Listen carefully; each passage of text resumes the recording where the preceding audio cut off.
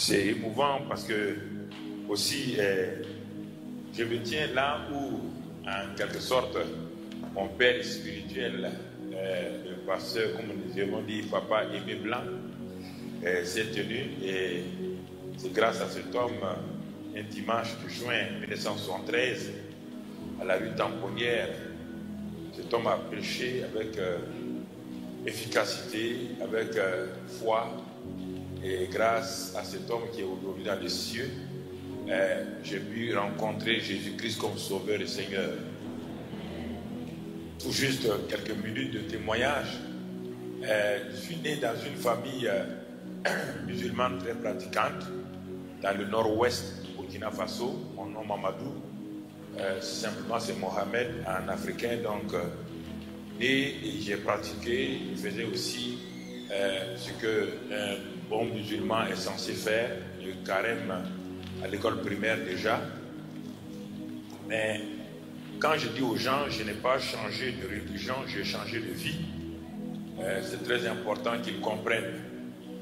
Parce que j'ai grandi donc avec mon père qui était un walidou, vraiment un homme pratique la religion, un très bon, et je crois que toutes les religions en elles-mêmes sont bonnes.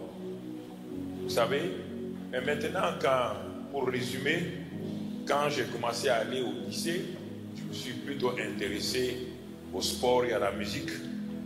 Je jouais dans l'équipe nationale de handball de mon pays, et aussi au basket.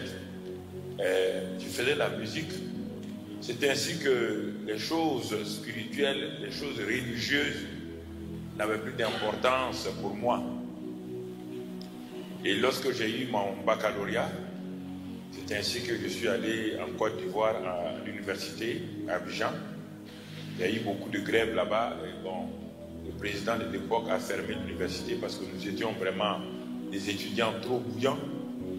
Et ensuite, je suis allé au Togo, parce que là, le Togo nous a accueillis. Et après cela, donc, à la fin, nous nous sommes retrouvés à Toulouse, ici. Il faut reconnaître que je ne devais pas venir à Toulouse. Je ne devais pas être là à Toulouse. Parce que tous les étudiants burkinabés qui devaient venir en France ont été envoyés à Poitiers. Ceux qui étaient avec moi ont été envoyés à Poitiers. Et quand je suis arrivé au bureau des bourses, on m'a dit non, toi tu vas à Toulouse.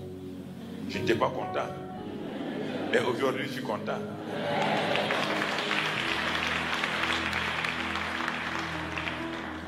Alors donc je suis venu à Toulouse en octobre 72 pour faire une licence en économétrie, c'est-à-dire les mathématiques et les statistiques appliquées à l'économie, une matière qui venait de venir en France à partir des États-Unis. Nous sommes la première génération des économètres en France en 72, 73. Et là, pendant l'année universitaire, tout semblait marcher. J'avais de bonnes notes et je m'attendais en juin 73 à être licencié S économétrie. Et je me suis présenté dans la salle, ceux qui connaissent l'université des sciences sociales, qui n'est pas loin d'ici. Donc, quand je me suis présenté donc, dans la salle d'examen, quand on donnait les sujets très très mathématiques, parce que c'était des gens de Polytechnique et d'ailleurs qui venaient faire cette licence-là. Alors, dès que j'ai pris la feuille, j'étais tellement content, je me suis dit, bon, dans quelques jours, je serai licencié S économétrie. Ben, j'étais sûr de moi et j'étais en même temps fier, orgueilleux. Et j'ai dit, mais même si Dieu n'est pas content, voilà, j'ai défié Dieu, même si Dieu n'est pas content, dans quelques jours, je serai licencié S économétrie. Et quand j'ai dit cela, quelque chose est venu en moi. J'ai perdu tout de suite tout contrôle. Tout est devenu obscur dans ma pensée. Pendant 4 heures de temps, je suis resté là avec ma feuille, sans pouvoir rien mettre. J'ai échoué 0,5 coefficient 6. J'ai échoué lamentablement. Et l'assistant en économétrie me disait, mais tu n'as même pas pu poser une simple équation. Qu'est-ce qui s'est passé? Tu comprenais rien. Mais pendant l'année universitaire, j'avais les meilleures notes en économétrie, mais même pas une ici. Il y avait un brouillard en moi. C'était un bon brouillard. Parce que cela m'a permis de rentrer dans ma chambre d'étudiant. En ce temps, j'étais à Daniel Fauché, pas à l'Arsenal, j'étais à Daniel Fauché. Donc j'ai vraiment été brisé, j'ai pleuré amèrement. Mais je me rappelle que des étudiants venaient, ce qu'on appelle les étudiants qui font l'université de GPU, distribuer des traités régulièrement aux restaurants universitaires. Et quand je prenais ces traités, en réalité, je les lisais, parfois je froissais. Il dit, mais est-ce que vous savez que je ne suis pas chrétien, comme vous me donnez vos traités? Mais j'en ai gardé quelques-uns avec moi, que j'ai mis dans mon tiroir, au chevet de mon lit. Et quand j'ai échoué, je devais préparer la session de septembre. Alors, n'ayant rien à faire, je suis allé emprunter une Bible chez un ami béninois, Hubert. Et ensuite, j'ai commencé à lire les traités. Et j'ai vu que sur ces traités, il y avait un tampon qu'on avait mis, église de la rue Tamponnière. Bon, un après-midi de juin 1973, j'ai cherché cette église. Comme l'université n'était pas loin, Sciences n'était pas loin de la rue Tamponnière, je suis allé sur la place, et puis ensuite je suis allé, j'ai trouvé, d'abord j'ai cherché la rue, une première fois, pendant 1 heure. Je suis revenu, je n'ai pas trouvé la rue, c'était bizarre. Je suis revenu à l'université. Il faisait une réunion à 15h. Dimanche après-midi, il y avait l'évangélisation à 15h. Je suis reparti une deuxième fois, j'étais poussé à repartir. Je suis reparti. Alors, j'ai demandé à un passant, je vais dans la rue Tamponnière. Il arrive, il dit, monsieur, vous êtes dans la rue Tamponnière. J'étais dans la rue Tamponnière, mais je ne voyais même pas l'écriture Tamponnière. Il m'a dit, vous voulez aller où? Il m'a montré, je suis rentré. Et quand je suis rentré dans une salle, il y avait une véranda, tout juste un hall. Et dans le hall, le petit hall là, j'ai vu une plaque qui était écrite Église évangélique des Assemblées de Dieu de France. Alors j'ai dit non, ça c'est des protestants. Moi je suis musulman, je n'ai rien à faire des protestants.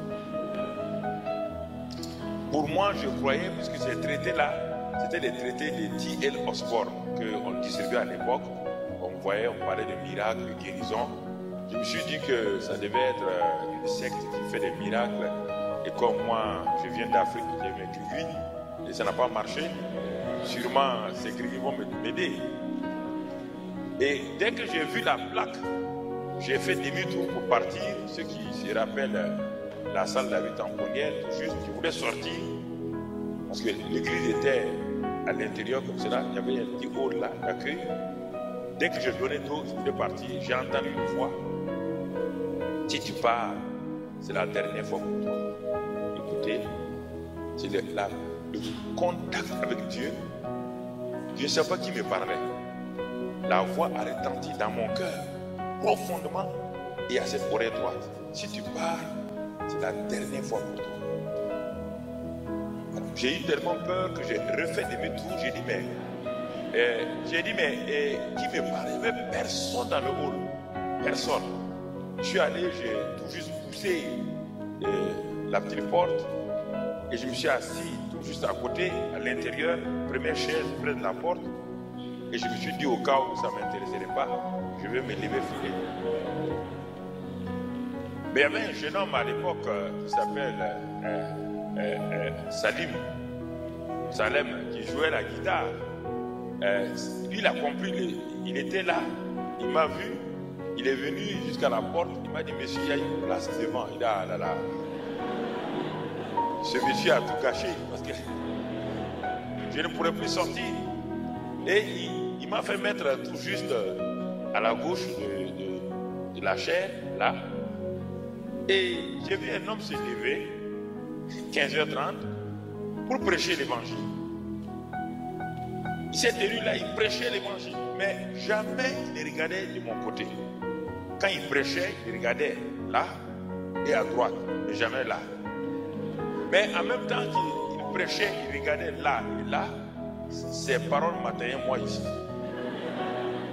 Alors j'ai dit, mais c'est pas possible. Ce monsieur ne me connaît pas. Ce prédicateur il ne me connaît pas. Mais il révèle ma vie.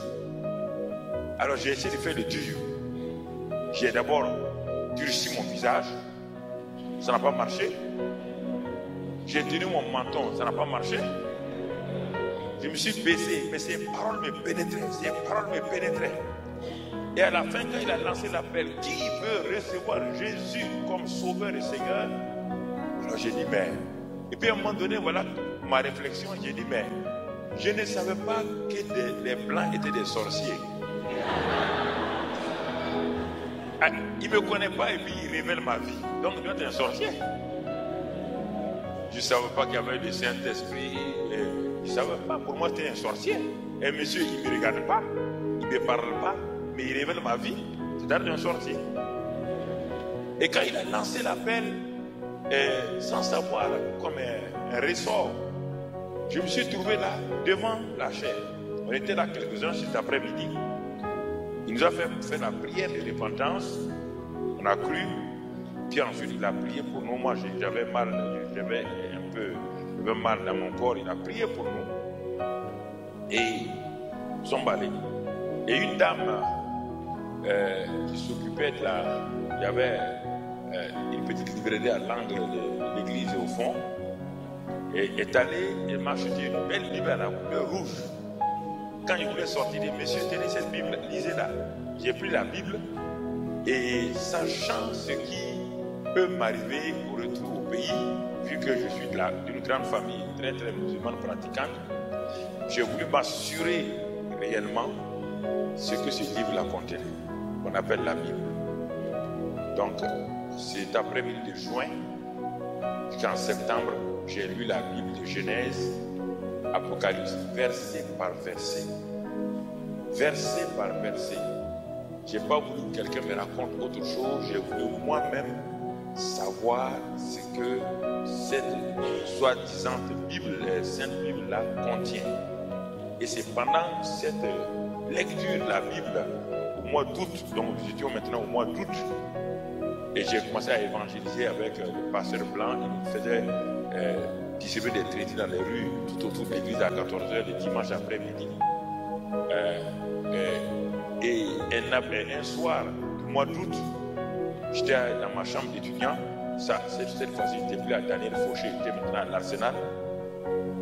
Et en priant dans ma chambre, un soir, après une réunion, un lundi, donc, je me suis assoupi au pied de mon lit là, et j'ai été réveillé. J'étais réveillé par une puissance qui me traversait. Et quand je me suis réveillé, je me disais, mais qu'est-ce qui ne va pas? Il y a une puissance comme l'électricité qui me traversait. Et je me voyais parler une langue que je n'ai jamais apprise. Parce que le pasteur n'avait pas prêché le baptême du Saint-Esprit. Je parlais en langue, dans une langue. Je me suis dit, je suis fou. Qu'est-ce qui se passe?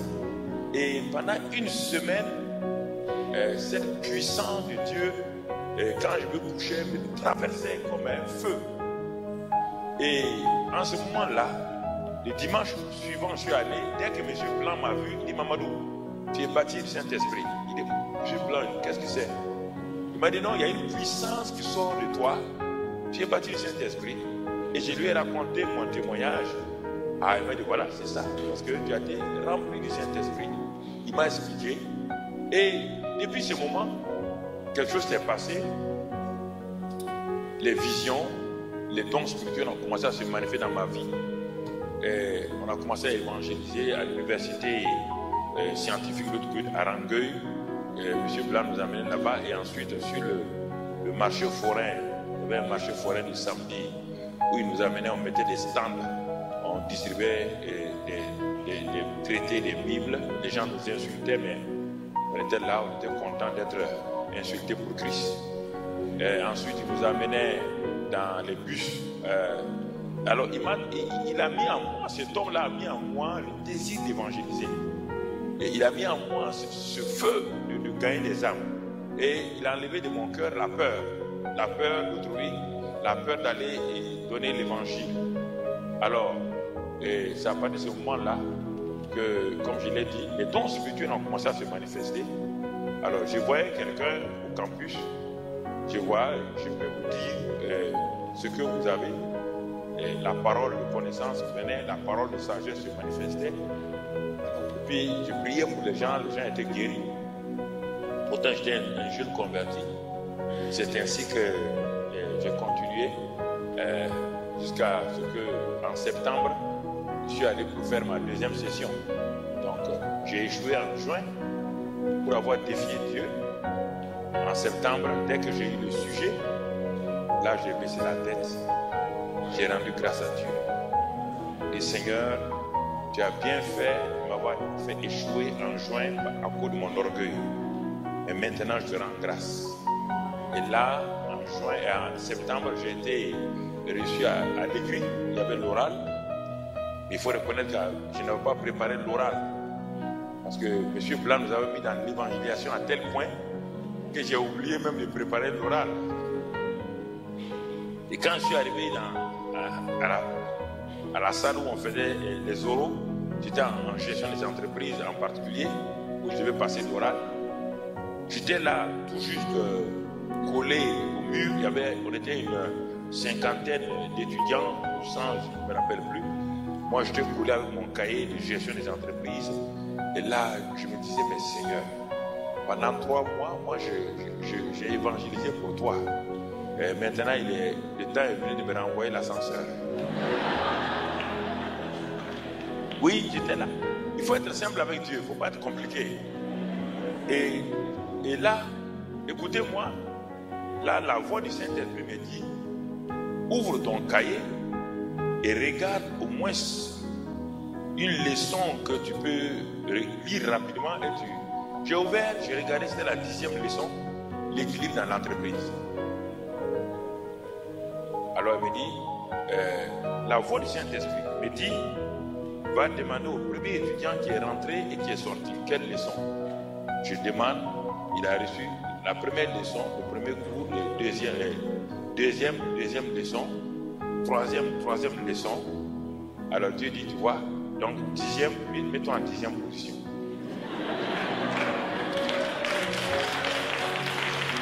Et là, je n'avais plus de stress. Vous voyez, quand il y a une réponse, il n'y a plus de stress.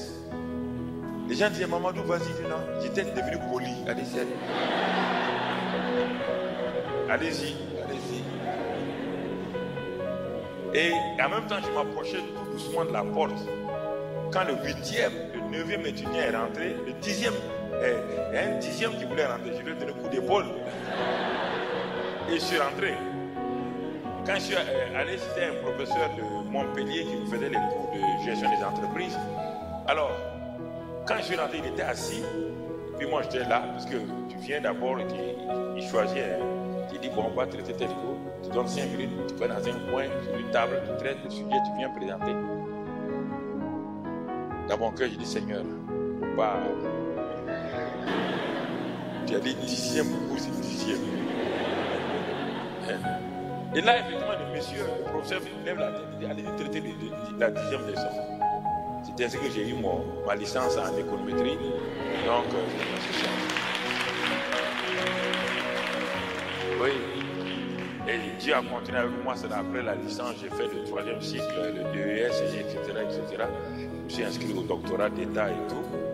Je crois que ça, c'est autre chose. Mais chaque fois, même là, Dieu m'a aidé à passer le DES, qui était le premier diplôme aussi, qu'on venait de faire en France. Il n'y a pas de DES, on passait directement de la licence, il n'y a pas de maîtrise, on passait et puis après on passait au doctorat, soit du 3e cycle ou doctorat d'État qui prenait un certain nombre de temps. Et après, M. Blanc, on a construit la salle de la place Arnaud Bernard, c'est ça? Voilà, on a construit cette salle. On a construit cette salle et c'est là où un jour encore je priais. J'ai prié intensément parce que j'avais faim et soif de connaître mieux Dieu et de savoir comment je devais être utile au Seigneur. Et pendant cette période, c'est maintenant, ça c'est 2 ans après, le Seigneur va commencer à me parler profondément. Un soir, je priais de minuit à 6 heures du matin. J'ai prié comme cela. Vraiment, je priais, je me levais, je préparais mon mémoire pour le DS et tout. Quand je me couchais, et vers 6h35, dans ma chambre d'étudiant, donc à la rue, comment tu appelles ça? Donc là, tout juste quand j'ai posé ma tête sur mon oreiller, 6h35 du matin, et la grande voix qui passe toujours derrière là, j'entendais les voitures qui circulaient déjà. Je n'ai pas fermé les yeux. Ma voisine à l'étage avait ouvert son robinet. Et brusquement, je vois devant moi un grand écran. Je ne dormais pas, un grand écran, plus grand que celui-là. Et je me vois moi-même sur cet écran-là projeté. Et je vois une vision ouverte, une vision surnaturelle. Où le Seigneur m'a présenté, il a commencé à me parler des hommes de Dieu, dont je n'ai jamais entendu le nom, Smith, Wigglesworth, Osborne, et j'ai entendu leur nom. Et puis la voix écrivait ces noms-là sur l'écran, écrivait ces noms sur l'écran. Puis ensuite, quand c'est fini, il m'a parlé. Et à un moment donné, la vision s'est éteinte comme l'écran du téléviseur. Là, je me suis assis, mais c'est sérieux. Qu'est-ce qui se passe? Mais pourtant, je ne dors pas. Ce que je viens de voir, je ne dormais pas. C'est clair. J'entendais des voisins. Et je suis allé voir Michel Schiller, qui est pasteur à Lyon, qui était le chef de notre... Michel Schiller, qui était le chef de la jeunesse. C'était un jeune qui voulait entrer dans le ministère. Il est un grand pasteur à Lyon. Il dit, Michel, est-ce que tu connais Smith Wigglesworth? Toi, un jeune converti, tu as entendu ce nom? Il dit, non, Michel. Je ne lui ai rien dit. Il m'a dit, non. C'était un apôtre de la foi en Angleterre. Il est mort maintenant. Il y a eu beaucoup de résurrections de ses mains. Des gens ont été ressuscités. Alors, mais où tu as eu ce nom? Je ne lui ai rien dit. Après, j'ai attendu un moment donné. Je lui ai demandé le nom d'Osborne. Tout ce que Dieu m'a montré. Et Michel était étonné. Il dit, mais où as-tu eu ce nom, toi qui es un jeune converti? Alors quand nous sommes quittés, j'ai dit à Dieu, mais Seigneur, tu me dis si je viens à toi et si je m'attache à toi, tu vas me donner un ministère comme cela. D'abord le mot ministère, je ne sais pas qu'est-ce que c'était. Il dit non, peut-être c'est pas moi, mais moi je suis venu pour avoir des diplômes, être banquier, pas pour être pasteur. J'ai continué, bon j'ai écrit tout dans un agenda, j'ai tout écrit, la vision. Aujourd'hui, quand j'en parle, c'est clair. Mais j'ai continué à prier et à écrire mon mémoire. Et ça, c'était le 7 février 75. Le 15 février 75, à la même heure, le matin encore, quand j'ai fini de prier, là, dès que j'ai posé ma tête sur mon oreille, un vent traverse ma chambre. Et la voix dit, Jésus vient. Quand j'ai entendu Jésus vient, je me suis tourné comme cela, j'étais couché, je regarde, je vois le visage de Jésus. Le visage de Jésus, tellement pur. J'ai eu peur, je me retourne comme cela, de ce côté du mur, dans ma chambre, et je vois Jésus en personne assis dans ma chambre. Ça, c'est le 15 février 75. Donc, et là, j'étais couché là, je regarde Jésus, il me regarde. Quand il a su que je le regardais fixement, il a pointé son doigt comme il dit, voici, j'ai détruit les œuvres des ténèbres et je te donne la puissance sur l'ennemi. Il a fini de parler, attendez, quand il a fini de parler, il s'est levé, il a fait un pas, 2 pas, 3 pas, il a disparu par le bruit. Alors je me suis assis et dit, bon, quelque chose ne va pas. Et est-ce que je rêve ou c'est des illusions? Je deviens fou. Mais le 21, la semaine suivante, à la même heure le matin, je priais encore. La gloire de Dieu a rempli ma chambre d'étudiant. Une gloire plus que le soleil. Une gloire le matin, ça a rempli toute ma maison. Donc je voyais plusieurs frères de l'église, de l'assemblée à l'époque. Je les voyais et ils étaient là, on parlait en langue. Et puis la puissance de Dieu elle rentre dans cette chambre-là comme ce que, quand vous lisez dans Chronique ou dans Roi, comment la gloire de Dieu est rentrée dans le temple avec Salomon. J'étais visité puissamment, et c'est en ce moment-là, quand ces 3 semaines se sont écoulées, j'ai vu que je suis allé parler à M. Blanc, je lui ai expliqué ce qui est arrivé. Il m'a dit que c'était un appel, mais je ne savais pas qu'est-ce qu'un appel, parce qu'à l'époque, c'était pas comme aujourd'hui, on se jetait dans le ministère, donc il fallait une procédure et tout. Et c'est là qu'après j'ai arrêté donc, de faire toutes ces choses-là.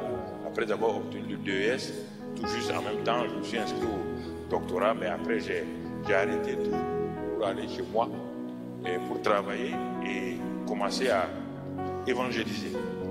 C'est ainsi que la flamme de l'évangélisation a commencé. J'étais directeur d'entreprise, j'étais directeur commercial d'entreprise. Ensuite, pendant 14 années, j'étais un laïc qui évangélisait les pays. Et puis ensuite, j'ai commencé à évangéliser dans les pays voisins, Côte d'Ivoire, Togo, Bénin. Je voyais la puissance de Dieu se manifester, je voyais les guérisons, je voyais les gens qui se convertissaient. Et j'étais laïc, je n'étais pas encore pasteur. Donc, c'est ainsi que le Seigneur m'a convaincu. Au bout de 14 ans, il m'a dit, maintenant, tu as vu, tu laisses tout. J'étais le vice-président de la Chambre de commerce du Burkina, le vice-président du Conseil économique et social du Burkina, le président de la compagnie aérienne, c'était tout cela. Donc le Seigneur m'a dit, tu as vu le monde, tu as vu la gloire du monde, tu as vu la puissance de l'argent. Maintenant, laisse tout ça, suis-moi. Et ce n'était pas une chose facile parce que c'était un peu, les gens m'ont traité d'illuminé, comme un homme qui a tant de rangs, tant de choses, qui voit les présidents, qui voit les premiers ministres, qui voit tout le monde et en Afrique et qui abandonne tout pour devenir pasteur. C'était choquant, c'était un scandale pour ma famille, ma grande famille, du moins d'où je viens, et puis les autorités politiques du pays. À l'époque, ils ont dit, est-ce que tu as bien compris? Est-ce que réellement Dieu t'a parlé? Il dit oui. J'ai tout quitté le 17 janvier 1990 et je me suis lancé. Les gens ont dit c'est la folie, c'est la folie. Mais aujourd'hui, je rends grâce à Dieu. Dieu nous a donné plus de 400 églises. Nous avons des églises. Notre missionnaire en France est là. Et voilà, il est à Paris. Notre missionnaire.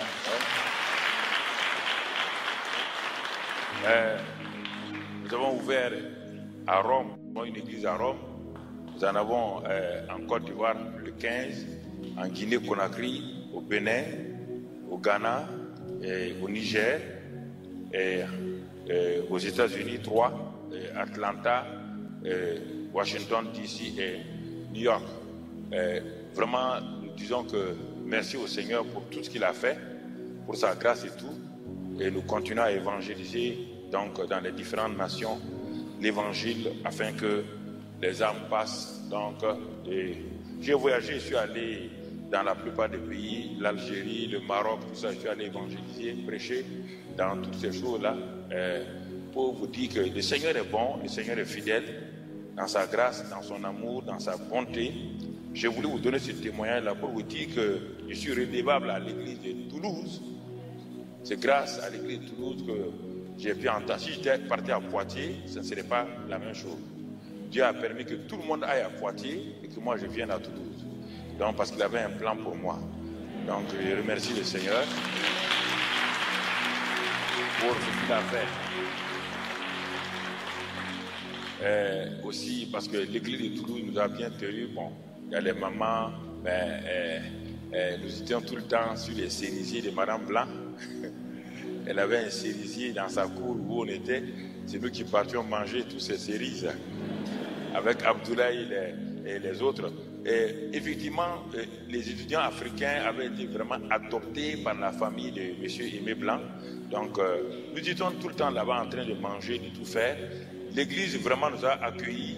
On n'a pas senti ni aucune forme de rejet, rien. L'église vraiment de la rue Tamponnière et plus tard de l'Arsenal, c'était une église d'amour. Vraiment, ils nous ont servi. C'est vrai que tout n'est pas parfait. N'essayez pas, il n'y a que Dieu qui soit parfait. Ne vous en faites pas.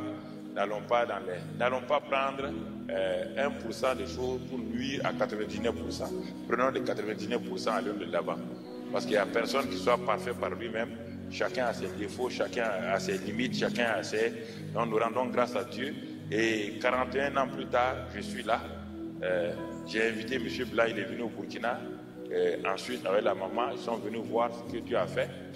Nous avons aujourd'hui une télévision sur satellite, Impact TV. Nous avons la première tour de prière francophone, tout le monde francophone.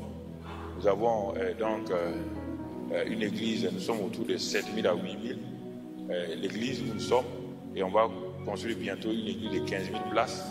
Donc, nous sommes en train de faire beaucoup de choses. Ma femme, le mouvement des femmes, donc nous sommes dans toutes les prisons du Burkina. Le gouvernement nous a ouvert les portes pour toutes les prisons du Burkina Faso. Nous, les enfants de la rue, notre télévision est gérée en grande partie techniquement par des enfants de la rue que nous avons évangélisés, des anciens prisonniers qui aujourd'hui sont performants et qui font marcher la télévision. Donc c'est pour vous dire que ce qui a été sémé en nous, ici à Toulouse, a porté du fruit. Que le Seigneur vous bénisse, que sa grâce soit sur vous, au nom de Christ.